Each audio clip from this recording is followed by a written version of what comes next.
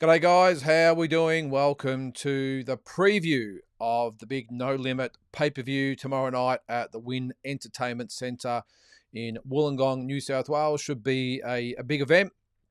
Now, before we get started, probably address the elephant in the room. I understand this is not to everyone's liking. A lot of people will say, well, I'm not paying $60 for that, and that's fine. This is purely just a preview of the event itself. If you choose to get the pay-per-view, then that's great. If not, then that's great as well. But for everyone that has taken a little bit of interest in the show, well, as I said, this is a preview of all the fights. It's going to be a big card. I think we're up to about 10 fights on the card itself. I think there's 4 or 5 that might be on the pre-show on Foxtel, which will be free, and KO, of course, and then the main event on main event pay-per-view and KO pay-per-view. So as I said, look, I'm okay with the card. I'm okay with it. We've been through this a lot on numerous shows on here. That is it worth the amount of money, and that's up to you guys. But for me, I'm going to hand over my $60 and watch a good Australian card. Is it as big as some of the overseas cards that we've paid less money for? Obviously not, but this is the show as it is. So let's get into it. Let's start off with the first few undercard fights. We've got Alexandra Grippa. I'm just as we go here, just looking at my list here. So I've got Alexandra Grippa now making his debut. He's up against John Wheatra, who's 0-2. That's over 4 rounds at 154. Then we move. This is in no particular order, by the way. I'm not exactly sure how the bottom end of the card will feature, even to the point where I'm not quite sure what will be on the pre-show and the pay-per-view version of it. Doesn't really matter. A fight's a fight, and we'll go through them. So the second fight I got on their card is Amber Amelia, 4-3, 1 KO. She's up against Connie Brown, who's 2-0-1, over 6 rounds at 118. Now, Amber Amelia coming off a 6-round decision over Ali Jensen. That was back in March of this year. Connie Brown with a 4-round draw against Chloe Goretz. That was also in March of this year. So it should be a good fight. As I said, the record's there, 4-3 for Amber Amelia. Never in a dull fight, always comes to fight. Glenn Jennings, her manager, always refers to her as the pocket rocket. And I think it'll be a good fight with her and Connie Brown. And again, I'm not quite sure where this places on the card. I'm assuming it'll be on the pre-show, being a 6-rounder, but I've got a feeling the No Limit boys and main event will want at least one of the female fights on the main card. So I'm going to go probably with the next one we've got here, which is Chanel Dargan. I'm probably thinking she's going to be on the main card maybe. She's up against Thai Punaporn Kaupar Wong. Now, I'm not going to apologize if I got that wrong, because I can never get these names right, whether it's Russian or whatever, in this case, Thai. But Chanel Dargan, 4-1-2. No KOs to her credit, which is surprising, because she's always in all-action fights. So the fact that she's that hasn't recorded a knockout yet is quite surprising. But her opponent, Kaupar Wong, she's 4-1 with 1 knockout or 1 stoppage. So this is over 5 rounds at 122. Chanel Dargan coming off a 6-round decision win over Christine Gillespie. That was back in April of this year. And Kaupar Wong was stopped in 5 rounds by Sky Falzon back in May of this year as well. So both have been pretty active. Only fought 2 or 3 months ago, both of these girls. So knowing Chanel Dargan, as I said, it's going to be all action. I'll expect Chanel Dargan to get the win. Just on that last fight, by the way, I'm going to stick with Amber Amelia to get the win in that one, by the way. I think even though Connie Brown's undefeated, I think Amber Amelia will win that one. I think Chanel Dargan wins this one as well. Then we go to Billy Pokinghorn. Now, he is a 26-year-old ex-British expatriate, or whatever you want to call him, expat. He's been living in Australia for 11 years and actually represented Australia at the Birmingham Commonwealth Games in 2022. So he's 1-0 with 1 stoppage. He's coming up against Jordan Caselleris, who's 1-2-1 with 1 stoppage. That's over 6 rounds at 140. I'm thinking we're getting pretty close to the main card here. Again, I'm not quite sure what will be on the pre-show and the main event, but we'll keep going. Monua Fathi, or Fatty, whatever you want to pronounce. I think it's Fathi, 6-1, 6 KOs. He's up against Anton Markovic, who's 5-1 with 2 stoppages. That's over 6 rounds at 154.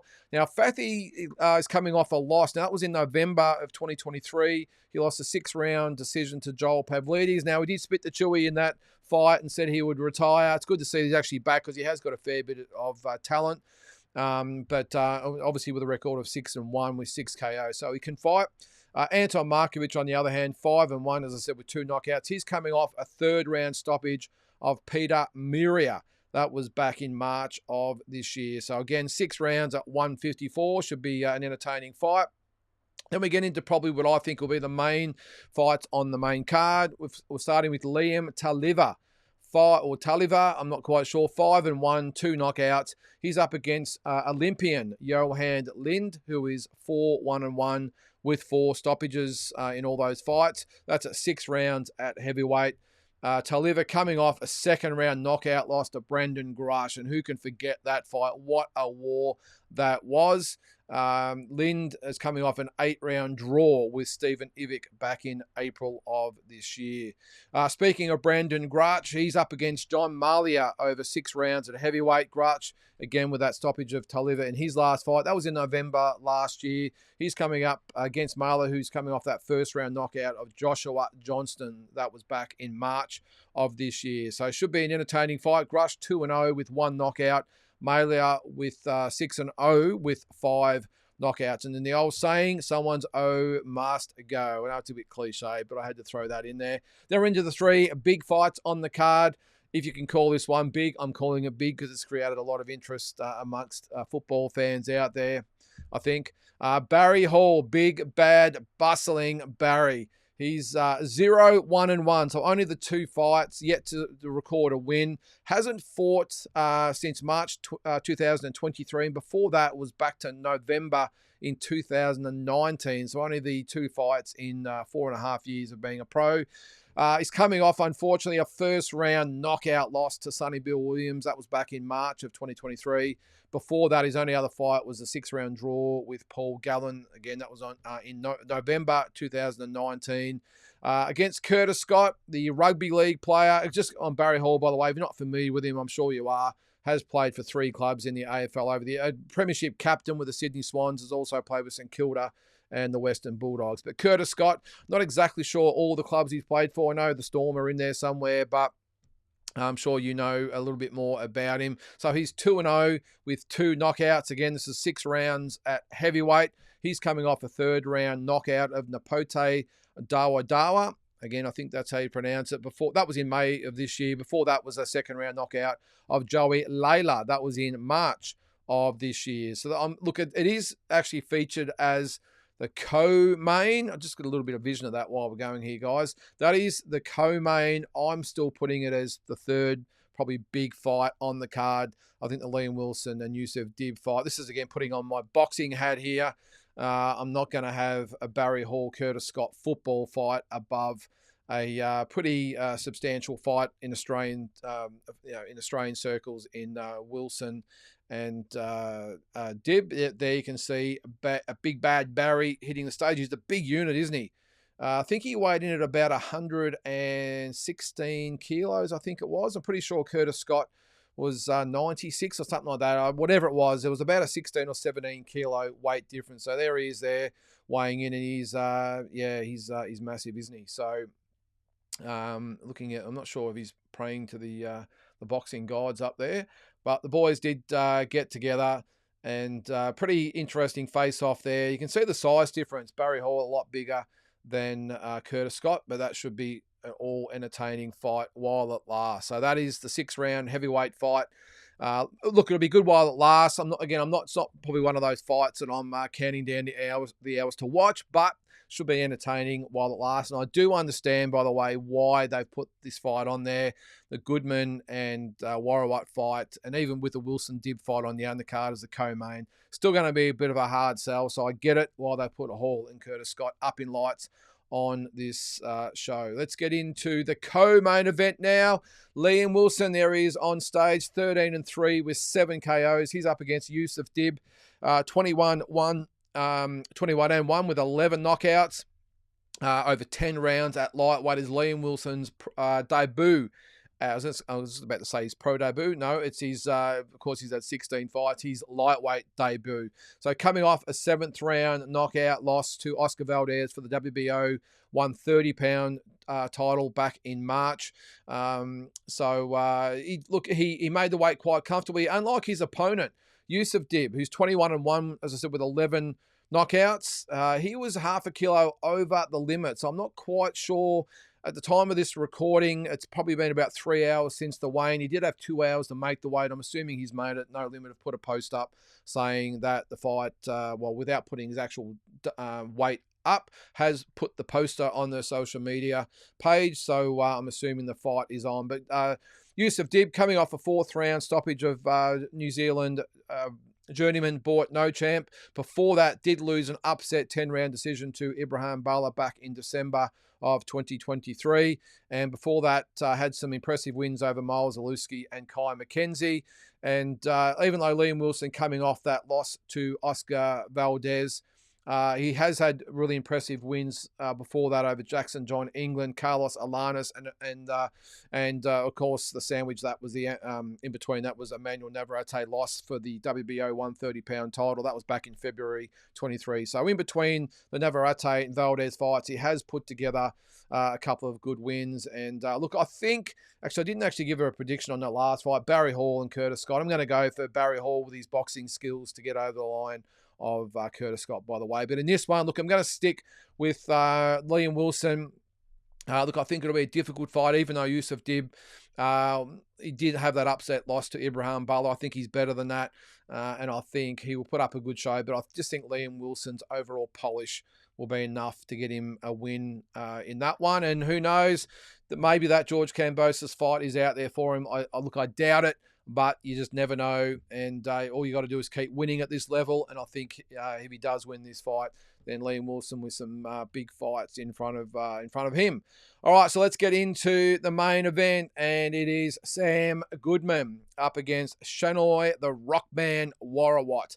Sam Goodman 18-0, 8 knockouts. WORAWUT 25-0-1 with 15 knockouts. This is over 12 rounds at the 122-pound limit. This is an official world title eliminator.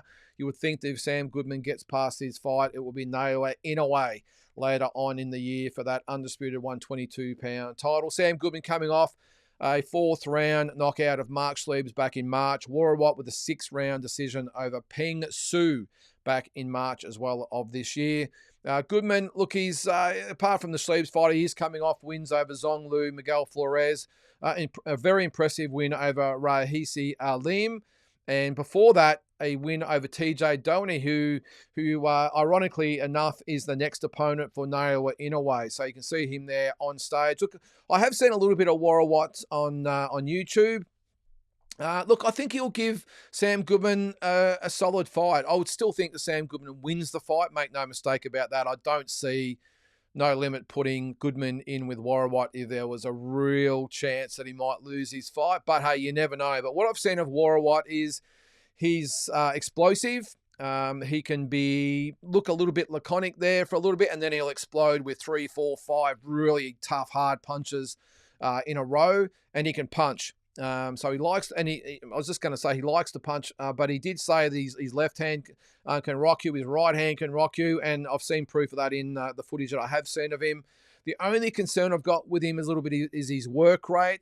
Sam Goodman, of course, does fight at a really solid pace, so I'll be interested to see whether WORAWUT can go with him, even though he's 25-0-1 with those 15 knockouts. The opposition has not been overly great, nowhere near what Sam Goodman has had in his 18 fights. Again, as I said, he's explosive, he can punch.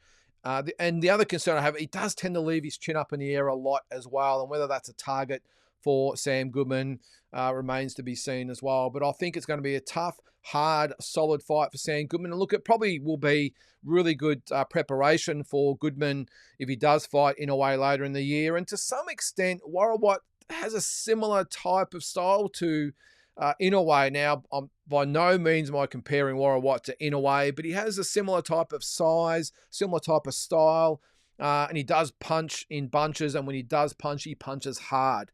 So, and that's very similar to Nail in a way. So maybe they have targeted WORAWUT for that. He's going to be a solid guy who gives Sam Goodman some rounds, but also maybe just gives him a little bit of preparation for that in a way fight going forward. But look, we're going to make a prediction. I will say Sam Goodman wins the fight. I'm going to say on points. With only 8 knockouts, Sam Goodman is not the type of fighter that really has the knockout power in his hands. I know he did stop Mark Sleeves, but that was more overpowering Sleeves. I think WORAWUT is, and I think unfortunately a lot of the Thais get a bad rap because of some of the, let's just say, the non-world class type of fighters that some promoters fly out here to get knocked out in 1 or 2 rounds by Aussie up-and-comers. But make no mistake, WORAWUT is a very, very good fighter. I'm not sure he's on the same level as Sam Goodman. Well, of course, we'll see tomorrow night. But I think he will be tough. He'll give Sam Goodman some rough and hard times during the fight. But I just think the class of Sam Goodman will be enough to hold him in good stead. And I think he gets a 12-round decision over WORAWUT and sets up a potential clash later in the year with the top 1, 2, 3 pound-for-pound fighter in the world, Nail in a way. And as Mickey would say in Rocky, you got guts to go in the ring with him, kid, because that's what it's going to take for Sam Goodman against Nail in a way. But good luck to him. He's putting it all on the line here. Of course, the name of the event is All In, and that's exactly what Sam Goodman's doing. So if you are looking to buy the fight, it's I think it's $60 on KO and main event. Starts at 7 o'clock tomorrow night. I will be doing a watch along for this event as well. Not so much the pre-show. It'll be the main card. So if you want to join in, if you're watching the event, want some company and comment on the fights, then join me. If you can't watch the fight for whatever reason, then you can watch my watch along as well. Or if there's no way in hell you're going to pay $60 for the event, well, you can get live updates and not cost you anything. So I hope to see you tomorrow night at 7 o'clock. If you are watching the fights, have a great night, and we'll catch you next time.